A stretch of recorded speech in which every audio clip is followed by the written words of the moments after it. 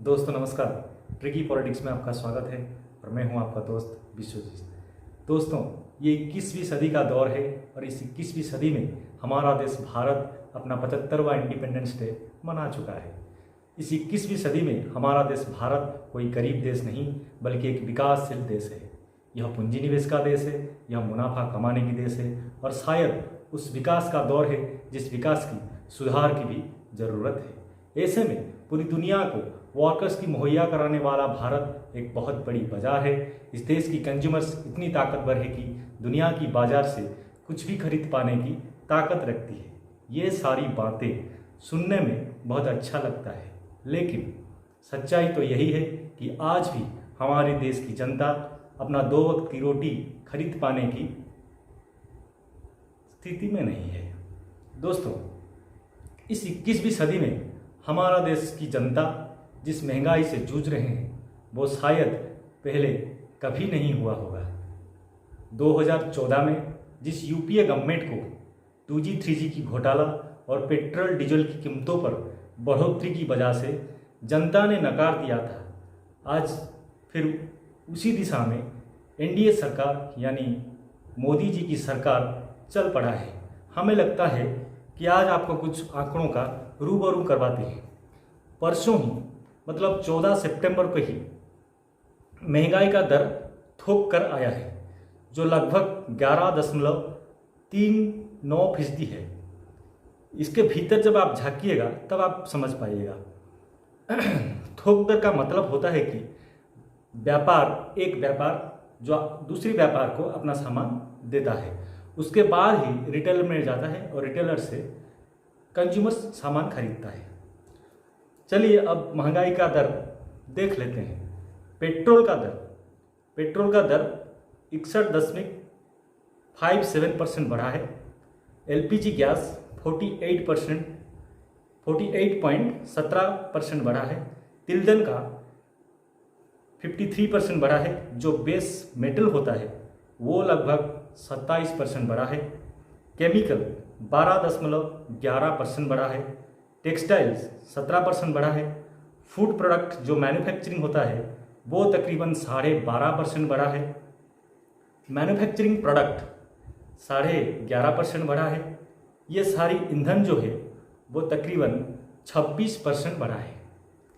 यही है इस देश की महंगाई की स्थिति।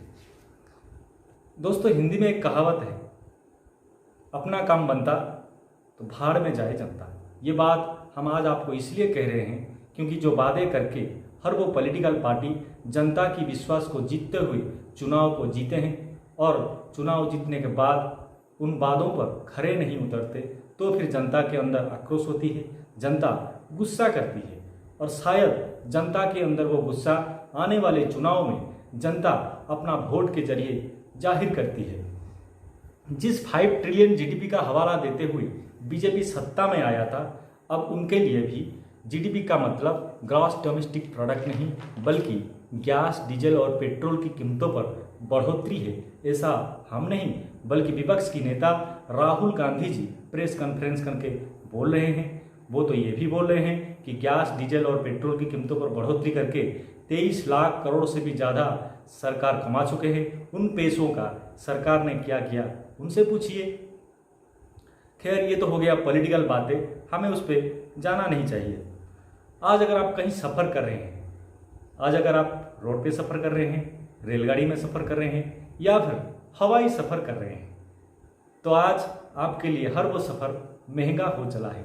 रसोई घर के भीतर चाहे आप गैस का चूल्हा जलाइए, लकड़ी जलाइए या फिर कोयला जलाइए, रसोई घर के भीतर चाहे आप आटा गूंथते हुए रोटी बनाइए, चाहे आप चावल बनाइए, रसोई घर के भीतर चाहे आप तेल डालते हुए सब्जी बनाइए या फिर बाजार से फल ले आइए, हर वो चीज़ आज आपके लिए महंगा हो चला है। और दूसरी तरफ जो आज की आपकी कमाई हो रहा है वो अगर रुकती चली जाए, थमती चली जाए और फिर धीरे धीरे ख़त्म हो जाए, तब आप क्या करेंगे?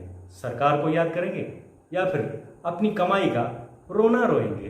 दोस्तों, इस देश में अगर कहीं ज़्यादा रोजगार मिलती है तो वो मनरेगा है और उस मनरेगा में काम करने वाले वर्कर्स 75% जो वर्कर्स होते हैं वो 20 से 35 बरस के होते हैं। और दुख की बात यही है कि इस मनरेगा में भी सबसे ज़्यादा सबसे न्यूनतम रोजगार ही मिलती है। लेकिन इस मनरेगा के लिए सरकार के पास कोई बजट बच नहीं पा रहा है। पिछले वर्ष कोविड की मार थी, इसलिए सरकार 1,10,000 करोड़ तक बजट ले गए, लेकिन इस बार 50,000 करोड़ भी पहुंच नहीं पाएंगी। हमारे देश में जो युवा हैं वो पूरी दुनिया में नंबर 1 है, लेकिन आज इस देश के भीतर युवा और छात्र की सबसे स्थिति नाजुक हो चला है। उनके पास जीने के लिए, उनकी पेट पालने के लिए कोई साधन बच नहीं पा रहा है, चाहे वो फिर कौन सी भी डिग्री का हासिल किए हुए हो। इस देश में जब सारी संस्थानों ने सरकार की चापलूसी करने में कोई कसर नहीं छोड़े हैं, तब CMIE centre for monitoring Indian economy देश के लिए एक वरदान स्वरूप रिपोर्ट लेके आया है। CMIE ये कहता है कि देश में अगस्त के महीने में यानी पिछले महीने में बेरोजगारी रेट यानी अनएम्प्लॉयमेंट रेट बढ़ गया है। इसकी डेटा ये कहता है कि अगस्त के महीने में तकरीबन 4 लाख लोग रोजगार पाने के लिए बाजार में आए, जो लोग पहले कभी रोजगार नहीं करते थे। कोई अपना दुकान चला के घर चलाता था, कोई अपना खेती में जुड़ के घर चलाता था, तो कोई मजदूरी करके घर चलाता था। लेकिन इन सबके लिए भी अब रोजगार पाना मजबूरी हो चला है। इसकी डेटा ये कहता है कि अनएम्प्लॉयमेंट रेट जो जुलाई के महीने में 6.95% था, वो अगस्त के महीने में 8.32% हो गया है। शहरी इलाकों में ये रेट 9.78% हो गया है और ग्रामीण क्षेत्र में जुलाई के महीने में जो रेट 6.34% था, वो अगस्त के महीने में 7.64% हो गया है। देश में वैसे अनएम्प्लॉयमेंट ज़्यादा जो बढ़ गया है, उसकी वजह एम्प्लॉयमेंट में कोई ज़्यादा कम नहीं हुआ है, लेकिन ये बेरोजगारी रिवर्स माइग्रेशन की वजह से बढ़ गया है। दोस्तों, विमुद्रीकरण, GST और कोरोना की मार की वजह से जो फैक्ट्रियां, जो इंडस्ट्रीज बंद हो चला है, वहाँ से जो वर्कर्स निकल के आए हैं, या तो वो अपने गांव में खेती में जुड़ गए या फिर मजदूरी करने लगे। लेकिन हमारे देश के अंदर की एग्रीकल्चर सेक्टर इतनी बड़ी तादाद की बेरोजगारी भी झेल नहीं पा रहा है। शायद इसीलिए सरकार जो 10 महीने से किसान आंदोलन कर रहे हैं, उनको किसान मानने के लिए तैयार नहीं है, क्योंकि सरकार को ये अंदाज़ा हो रहा है कि ये जो लोग किसान आंदोलन में बैठे हुए हैं, वो वही लोग हैं जो उन फैक्ट्रियां और उन इंडस्ट्रियों से निकल के आए हुए हैं। खैर, ऐसी बदहाली के वक्त जब कमोबेश हर क्षेत्र में रोजगार खत्म हो चला है, तो क्या वाकई सरकार के पास पैसा नहीं है? तो क्या वाकई सरकार देश चला पाने की स्थिति में नहीं है? लेकिन सरकार अपनी प्रचार और प्रसार में कोई कसर तो नहीं छोड़ रहा है, तो फिर इसके लिए सरकार के पास इतने सारे पैसे कहां से आते हैं? देश में जो सरकार आने वाले चुनाव के मद्देनजर देश के भीतर OBC का कार्ड खेल रहा है, देश के अंदर जो सैंक्शन रिक्त पद है उसको भी भर पाने की स्थिति में नहीं है। आज हम आपको कुछ आंकड़ों की रूबरू करवाते हैं, आपको पता चल जाएगा।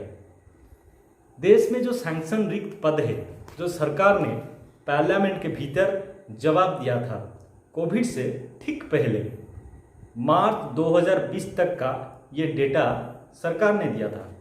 सरकार ने ये कहा कि देखिए, हमारे पास जितना रोजगार है, उस पूरे रोजगार की तादाद जो है उसकी संख्या 40,04,941 है।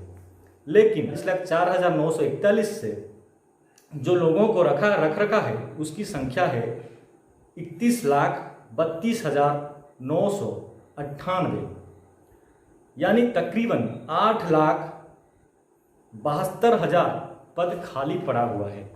जो सरकार हर वर्ष 2 करोड़ रोजगार देने की बात करता था, वो पिछले 6 वर्ष से 4.5 लाख से रोजगार ज़्यादा नहीं दे पाया है, यानी 2015 से 2021 तक हम बात कर रहे हैं। हमें आपको कुछ रिपोर्ट मिला है, हम आपको बताते हैं। 2015 से 2021 तक यूपीएससी ने 25,267 रोजगार दी। स्टाफ सिलेक्शन कमीशन ने 2,14,601 रोजगार दी।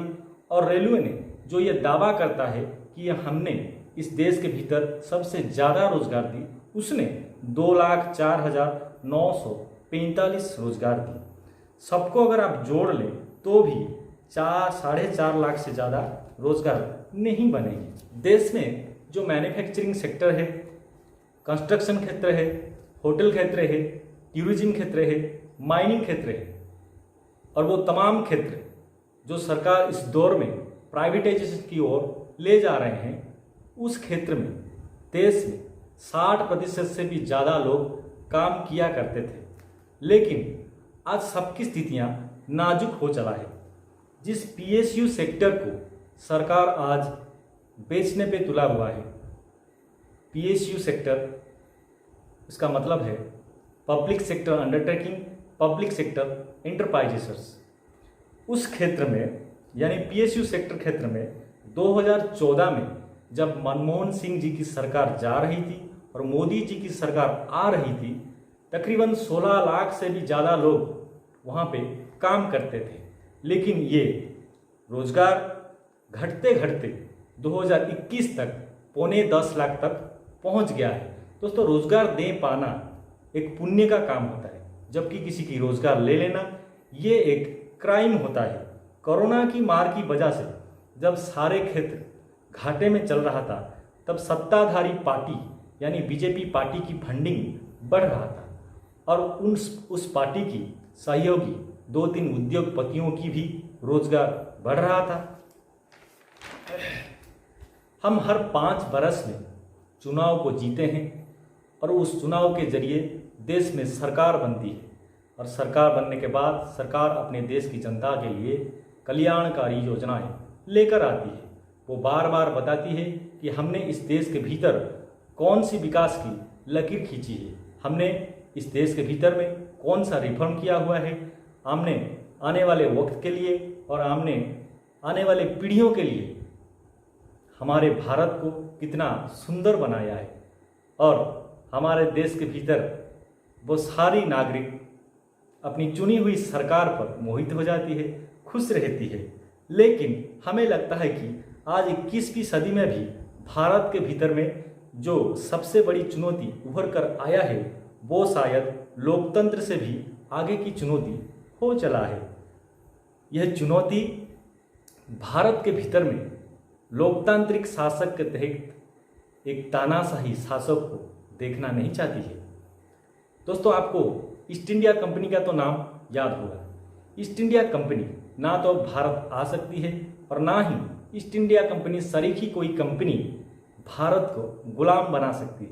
लेकिन दुनिया की बड़े बड़े संगठन जो तमाम विकसित देशों के हाथों में नाचती है, वही अब सरकार को बताती है, मतलब हमारी भारत सरकार को बताती है कि इस देश के भीतर में अब कौन सी नीतियां और कौन सी पॉलिसी लागू करना है। आपको यकीन नहीं होगा, लेकिन भारत के भीतर में जो तमाम सुधार, चाहे वो किसी भी क्षेत्र में हो, चाहे वो इंडस्ट्री के क्षेत्र में हो या मैन्युफैक्चरिंग के क्षेत्र में हो, चाहे लेबर के क्षेत्र में हो या एग्रीकल्चर के क्षेत्र में हो, हर वो चीज़ जिसका भी इस देश के भीतर ऐलान होता है, वो पीएम गरीब कल्याण योजना हो या फिर जनधन योजना का ऐलान हो, अगर आपको ये कहा जाए कि ये तमाम पॉलिसी और तमाम नीतियाँ मौजूदा सरकार ने नहीं बनाया है, बल्कि भारत को जो पैसा मुहैया करवा रहा है और भारत को जो अपने तौर पर पैसा देने की स्थिति में ला रहा है, वही बताता है कि इस देश के भीतर अब कौन सी पॉलिसी और कौन सी नीतियाँ आपको लागू करना है। हम आपको आईएमएफ और वर्ल्ड बैंक की बात कर रहे हैं। आईएमएफ यानी इंटरनेशनल मॉनिटरी फंड और वर्ल्ड बैंक की बात कर रहे हैं। अब वही बताती है सरकार को कि हमारे देश के भीतर कौन सी पॉलिसी और कौन सी नीतियाँ लागू करना है।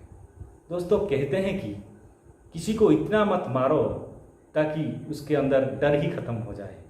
वैसे ही किसी को इतना मत सर पे चढ़ाओ जो कि आप पे भारी हो जाए। वैसे ही किसी पार्टी को आप इतना भी मत सपोर्ट कीजिए या फिर उस पार्टी का इतना भी अंधभक्त मत बनिए जबकि वो पार्टी आपके लिए और आपके परिवार के लिए कोई रास्ता बचा नहीं पाएगी। मतलब वो आपके लिए कुछ भी नहीं कर पाएगी और आप सिवाय उसके तरफदारी के कुछ नहीं कर पाएंगे। अपने आंखें खोलिए और अपना योगदान देश के अंदर दीजिए। बहुत बहुत धन्यवाद, बहुत बहुत धन्यवाद। हमारे चैनल को सब्सक्राइब कीजिए, लाइक और शेयर कीजिए ताकि हमारे आने वाले हर वीडियो आपको पहले मिलते रहे।